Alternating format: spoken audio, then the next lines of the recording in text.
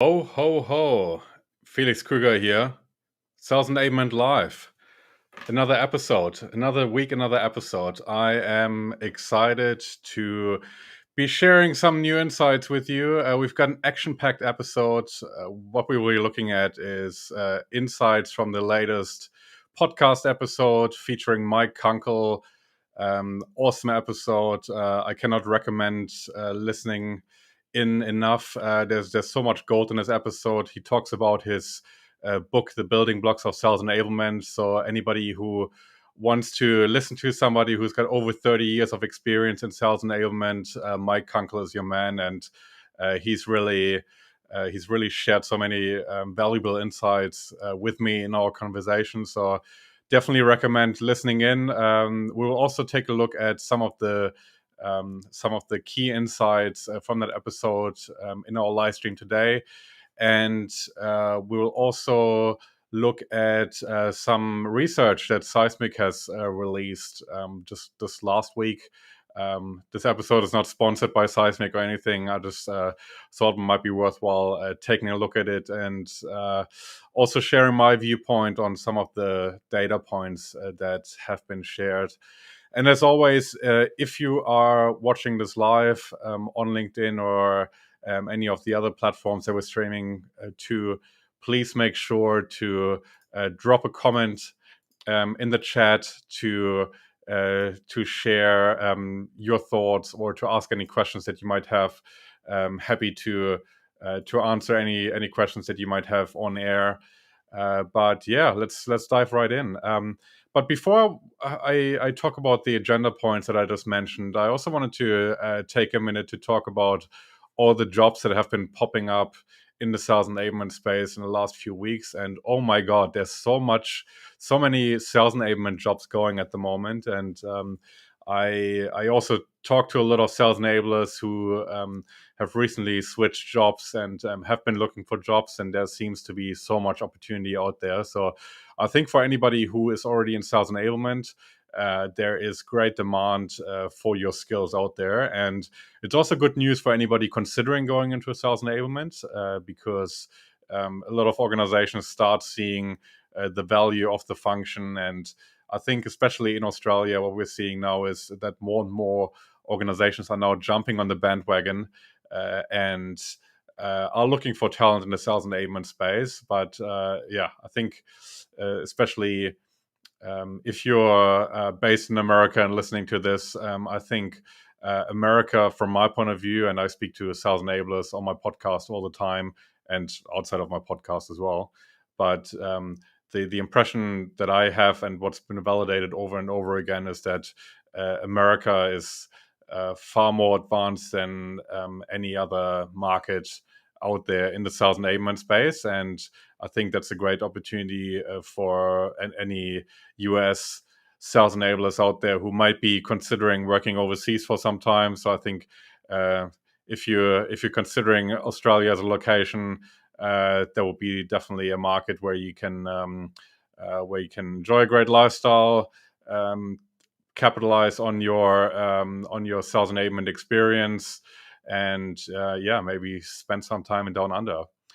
But yeah, let's talk about the Mike Kunkle episode. And for anybody who hasn't read his book, I would highly recommend checking it out because I think there's so much gold contained in that. And I read a lot of sales books and sales enablement books, and I think this one is really the most succinct yet detailed and holistic view on sales enablement that I've come across, and it's been captured in a book. There's so many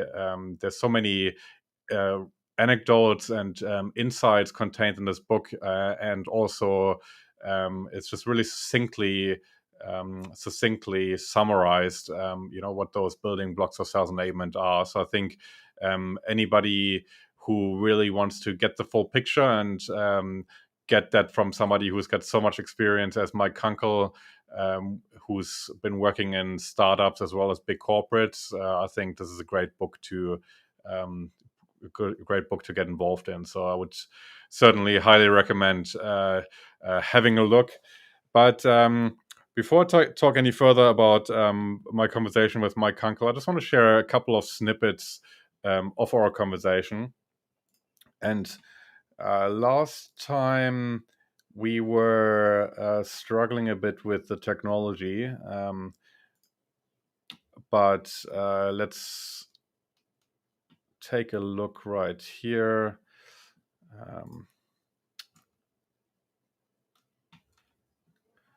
Just bear with me for a second. I'm just bringing that up right now as my Google Home goes off in the background.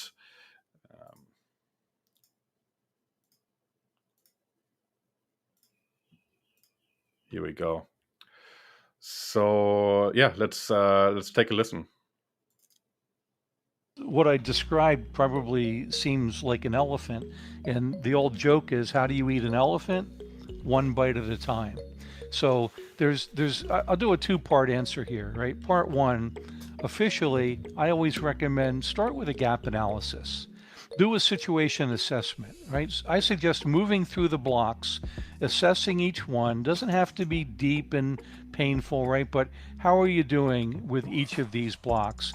And figure out what's in place today, how well are you doing, what's good enough for now. I actually coined an acronym, GEFN. I call GEFN for good enough for now years ago, because I was working at a startup at the time, and man, if we tried to do all of this stuff, we would have just exploded. So sometimes you have to start with what's good enough for now, and then where are your biggest gaps. Then you can start to think about, okay, how do I prioritize to close these gaps? And you can do that based on what you think will best support your company's current strategic and tactical plans, right? Knowing, working very closely with the sales leader, what are their primary goals for the year? And then which of the building blocks would best support those plans? And so in general, that's sort of a great performance consulting starting point to get started. You do a gap analysis, you find the biggest gaps, you try to sync those gaps to the current objectives, and you can start to create a phased plan. Hey guys.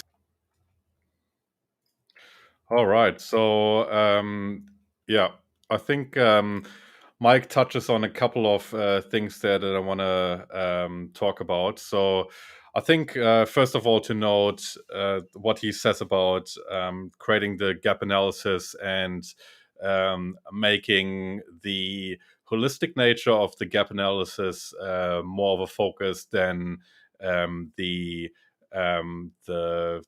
in-depth or detailed review of all of those building blocks. I think that's a really interesting point that he mentions there.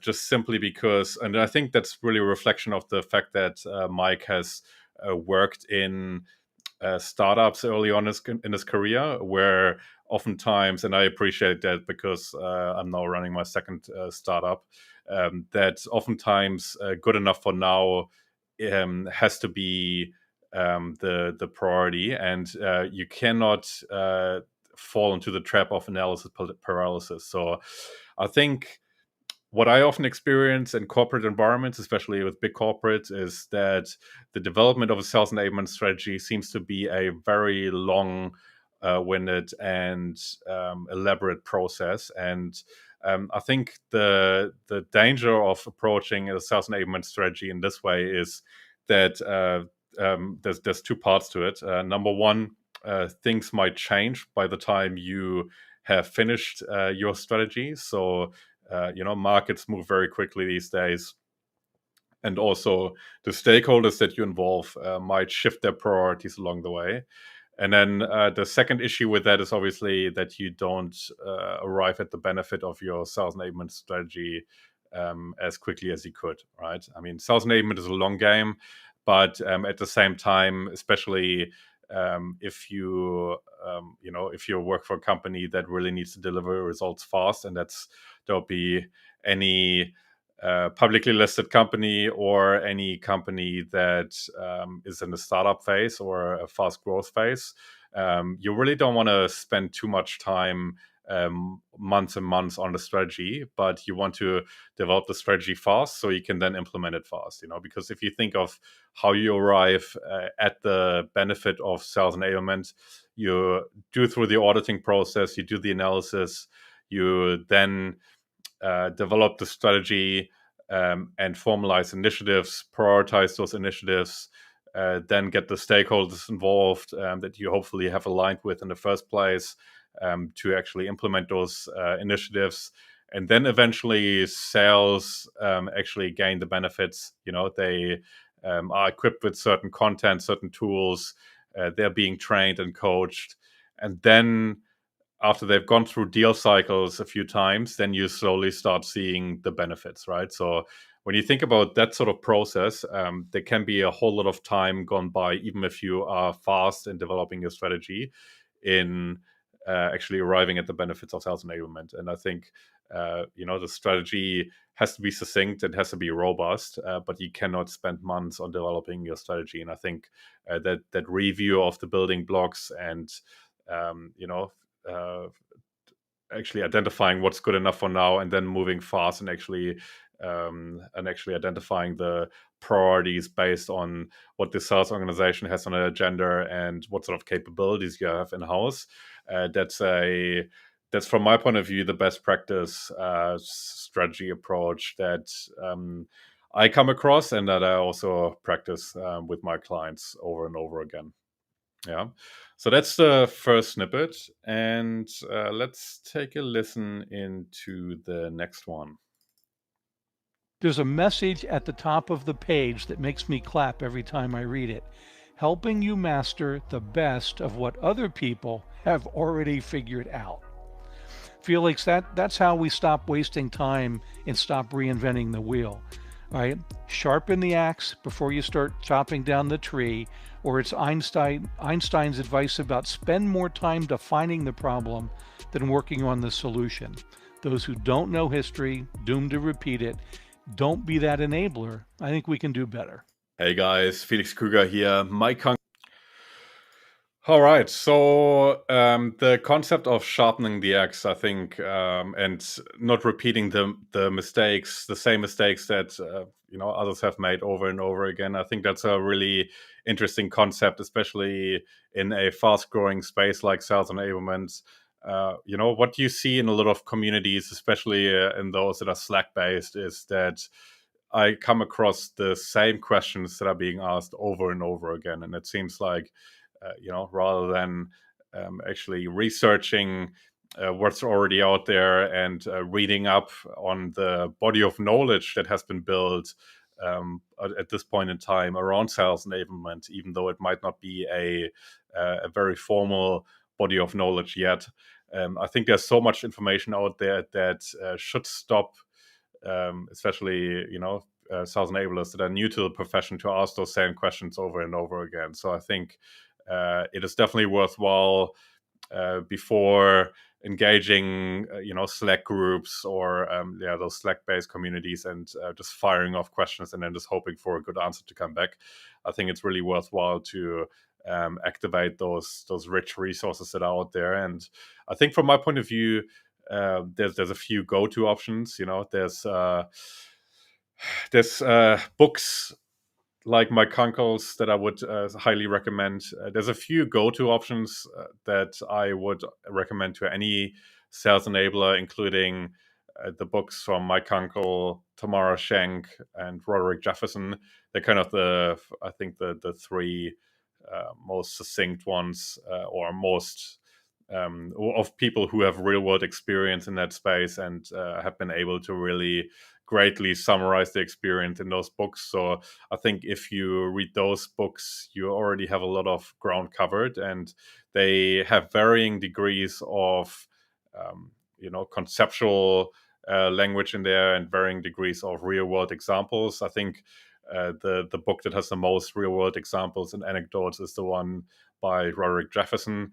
And the one by Tamara Schenk is probably the most theoretical, I would say. Mike Kunkle is somewhere in the middle, but I would in each case recommend reading all three. And then, of course, there is also all kinds of online resources out there. Trust Enablement is a great community run by John Moore. That there's more and more information there that is being captured for the community to take advantage of information that has been curated and isn't lost, like it would typically be case in those Slack groups. And by the way, I think there's still value in those Slack groups. It probably sounds like I'm quite negative towards them, but I think the danger of those Slack groups is just that there is a whole lot of things being repeated and solved over and over again with varying degrees of success. So I think those community forums, like that actually capture information and provide resources, they also should also be a go-to resource. And then, of course, if you are active in sales enablement communities, what you will also find over time is that there are different sales enablers out there with different areas of expertise and specialization. And if you network in the sales enablement space, which is something that I recommend you never stop doing, because sales enablers are such a social bunch and are always open to networking. I think it's worthwhile to actually connect with sales enablers that have specialist expertise in certain areas and really, talk to them and try and gain insights about their area. So that's another valuable resource that should also stop you from reinventing the wheel and gathering the intelligence that you need to really successfully implement things that other people have already solved. And then, of course, when you think about general methodology, consulting methodologies, project management methodologies, information about adult learning and stakeholder management, there's a lot of resources out there that might not be sales enablement specific, but you can certainly rely on those to sharpen the axe, so to speak, and gain skills that are transferable across different areas and might not be sales enablement specific, but are certainly applicable to the skill set required to effectively enable sales. All right, so let's take a look at the last one. In one organization that I worked in, I coined the term master of disaster. I think it came out of the Mad Max movies, right? But I applied it to the company executive or sales leader who constantly overreacts to the last thing that went wrong, and then they derail all these good plans that are in place with some kind of a forced left turn. We all got to go over here. It reminds me a lot of when my stepdaughter was growing up. She played pee-wee soccer. And, when the girls were young enough, they had no concept of position on the field. Wherever the ball rolled, all these ponytails were following it, right? And I see that a lot in organizations. Something goes wrong, and this master of disaster takes all the ponytails in that direction. There's a great saying, right? If you fail to plan, if you plan to fail. Enablement needs a great charter. And by the way, we call it a sales enablement charter today. I used to just call it, my department's strategic and plan and tactical plans, right? But you need a great charter with the people that you're going to collaborate with cross-functionally. You need to get alignment. You need to put smart plans in place. You need to execute with discipline.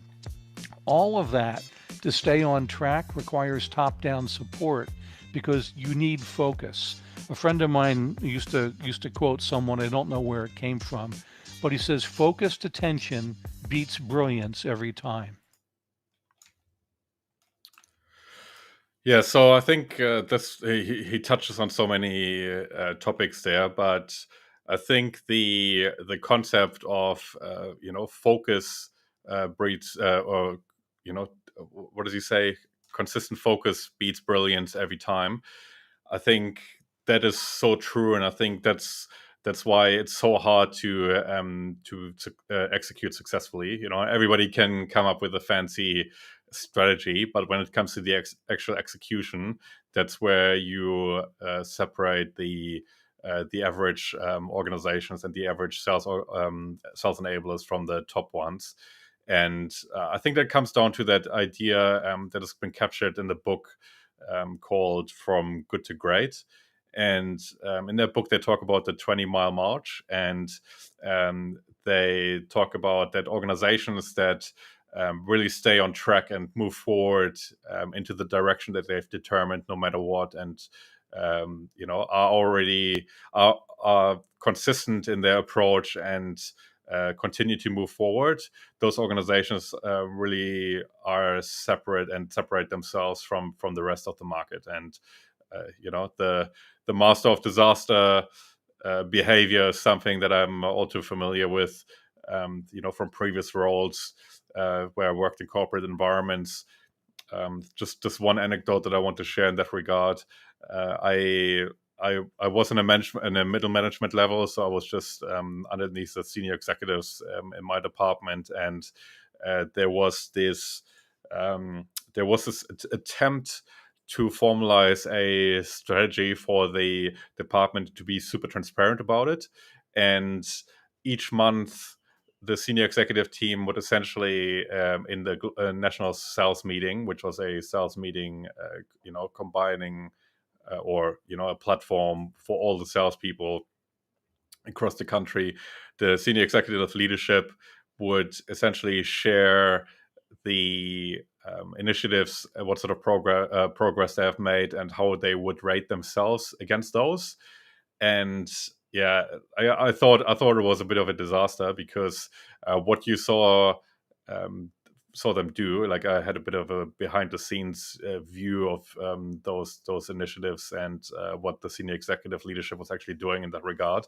And what you saw was that they were constantly distracted by other things. And then just before the meeting came around, where they would share their progress and essentially rate themselves and their degree of success in those initiatives, they would just scramble to do something, and so they could give themselves a good grade, right? And I think that again came down to focus. And it's quite obvious that those initiatives didn't make a great impact for the company, because there wasn't a lot of emphasis put on those initiatives and not a lot of focus. And I think that's a very common problem, especially in sales environments where there's so much going on. There's so much attention required on what's happening right now, and there's a lot of discipline required to maintain strategic focus.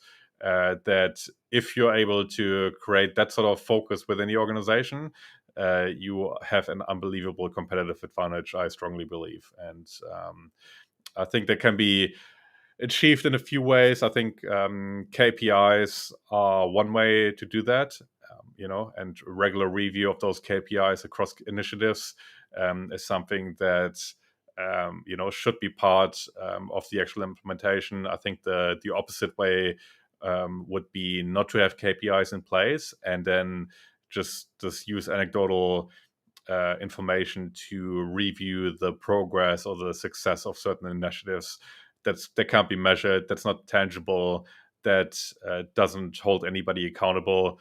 And I think the opposite of that would be to really engage all the stakeholders that you need, have those KPIs in place, and then have regular scheduled reviews of the progress in those different areas, together with the sponsor of your sales enablement initiative. If you have senior executive sponsorship, which is one of the crucial factors in creating that alignment internally, those people should be part of the conversation to make sure that there's really a reason for people to get their act together, drive those KPIs beyond just the business success, but also the accountability that comes with having somebody senior involved in those conversations. So I think that's one of the ways I would always suggest you stay on track. And then, of course, also not biting off more than you can chew, right? If you work on 10 different initiatives, that's a guarantee for you to really lose focus unless you have an extremely well-resourced team. I think doing fewer things really well, and then sequentially working through the different initiatives that you have in your pipeline. I think that's a better way than trying to solve all the problems of the world in one go with 1,000 sales enablement initiatives. Yeah. All right. So yeah, that's all from the Mike Kunkle episode for now. Again, I would highly recommend you listen to that. I think it was one of the favorite interviews of mine this year on the State of Sales Enablement. For somebody like me running a podcast, the episodes are kind of like children. You know, it's hard to have a favorite, but I think Mike Kunkle is such an amazing sales enabler and educator. I think in that space, I think that's really clear in the way he really succinctly and engagingly shares his insights. So I would highly recommend you listening in. And yeah, just we have also a few other episodes coming up in the coming weeks that I would always also recommend. So we've got Skip Miller coming up next week. He's one of the top sales trainers in Silicon Valley. And then we have a few best of episodes from this year coming up, including Roderick Jefferson, Tamara Schenk. I mentioned both of them earlier. They're both great sales enablers and authors. So we'll republish those episodes. And we are also going to republish Joe Marone, who's also a sales trainer from the East Coast in the US, specialized in IT services, and his smart sales method, also one of my favorite conversations from the year. So lots of podcast goodness coming your way in the coming weeks. Now, I also briefly wanted to touch on the research that I mentioned that Seismic has shared last week. And let's take a look at it. I took some notes on the pages that I wanted to look at, so let's just go through it. So first of all, I think again, like I think it's a good research piece. Definitely recommend you checking it out. I think just one thing to be wary of is that, so they, first of all, I'm really impressed with the sample size. So they interviewed and surveyed over 1,000 people. So that's an amazing number in the sales enablement space. But they specifically interviewed businesses with at least $10 million in annual revenue and 50 sellers or more. So that's obviously, you know, especially in an Australian context, quite a large business. So I think something that's not considered there is those smaller organizations that are practicing sales enablement and can benefit from sales enablement. So that would just be my one caveat for this one. But obviously, it makes sense from a Seismic point of view. That's their target market. Those small organizations don't need a full blown sales enablement platform. But yeah, just something to be aware of. They have structured their research in a way that they have essentially created those different maturity levels of sales enablement. So laggards being at the bottom of the maturity ladder, with sales enablement being defined as something quite ad hoc, informal processes, and focusing primarily on the sales function with a limited go-to-market tech stack. And then on the other end of the scale, they have the visionaries, where they say sales enablement is a strategic priority across all customer-facing teams, with an executive-level champion and consumerate investment, and a robust, well-integrated go-to-market tech stack with seamless data sharing. Insights are used to power and scale best practices across the organization. So yeah. I think it's a robust way to define maturity, and they use those both ends of the scale consistently to actually look at the data and the differences in performance. And let's take a look at a few of the data points. So one data point they mention is the go-to-market technologies in use, and they compare laggards and visionaries. And one of the key, there's a slight difference between all the areas that they mentioned, but the one area where there's really a real big difference is the sales content solution.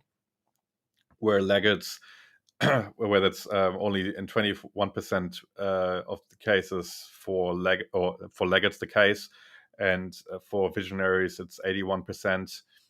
I think that's a very significant difference, and really a reflection of the significance of content in the modern B2B buyer journey, and really something that's consistent across a lot of research that I've come across. So yeah, a sales content solution. I think the effective usage of sales content is really something worth empowering with tech. And sales organizations that don't have that in place really rely on their sellers to do the curation and to really be able to find those content pieces that they need. And yeah, I think that's problematic unless you have a team of very senior sellers with really a high value deals. That's typically where you have subject matter knowledge and familiarity with the content available in place, where it doesn't really justify having a sales content solution from a tech point of view in place. But for everybody else, it really makes sense. So yeah, definitely makes sense from that point of view. Another data point that I also wanted to call out is the significance of a well-integrated tech stack. So visionaries have 70%, or 70% of visionaries have a well-integrated tech stack, and then the runner-up has only 38%. So I think that's really crucial in the context of crafting a holistic buyer experience.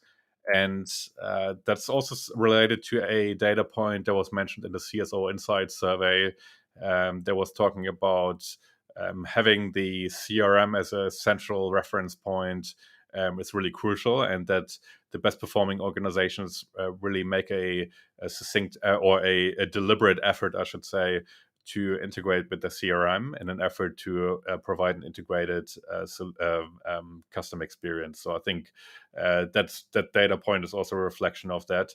I think if you use point solution to solve point problems, you are really not setting yourself up for success. Not in the moment, and also not strategically. So that from that point of view, that data point definitely makes sense. Now, the next one that I wanted to mention was that I found quite interesting was the percentage of quota attainment by sales organization in the past fiscal year. And the visionaries had an average of 121% quota attainment, which is quite significant, obviously. So they've smashed their quota, but then it's actually after that it's not looking too bad, which I found quite surprising. So the runners-up, the performers, they had a 109% quota attainment, so still exceeded their quota. Novices had a 106% quota attainment, and then the laggards have only missed their quota by 3% with 97%. I think that's quite interesting. One thing that I would be interested in that context would be how long those organizations have been practicing sales enablement, because I certainly think that the benefits that you reap from sales enablement would certainly crystallize more and would become more prominent over time. So it would be interesting to know how long those visionaries have been practicing sales enablement and how many initiatives they've been implemented and so on. So I think that data point would probably deserve a bit more context. And I'm also surprised that the laggards didn't really miss their quota by much. So yeah, it's would be interesting to have more context around that.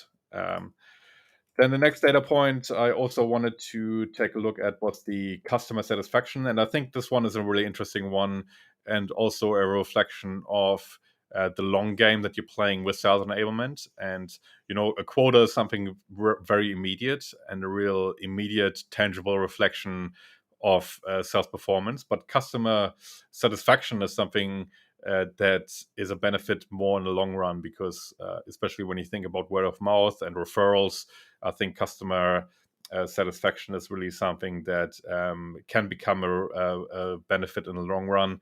And the data point here states respondents reporting their rate in the top percent of their industry in customer satisfaction in terms of net promoter score.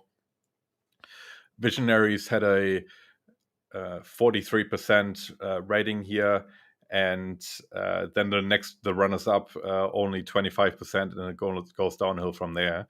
I think that customer satisfaction data point is really a indication of the buyer experience, and the buyer centricity that you're able to achieve with sales enablement. And again, something that you probably reap the benefits from in the long run, and see those benefits more in terms of renewal rates, referrals, and growth of the customer account. So I think that's a really interesting data point that, from my point of view, really speaks to the buyer experience that is being created through sales enablement.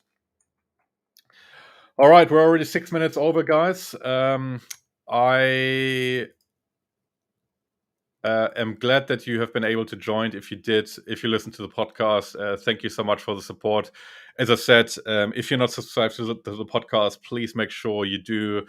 We've got a few banger episodes coming up, so definitely worth tuning in. And if you have any comments or questions, really keen to connect with you on LinkedIn. Felix Krueger of Krueger Marketing, if we're not connected yet. Thank you so much. I'm looking forward to the next live stream. Stay safe, and I'll speak to you soon. Bye-bye.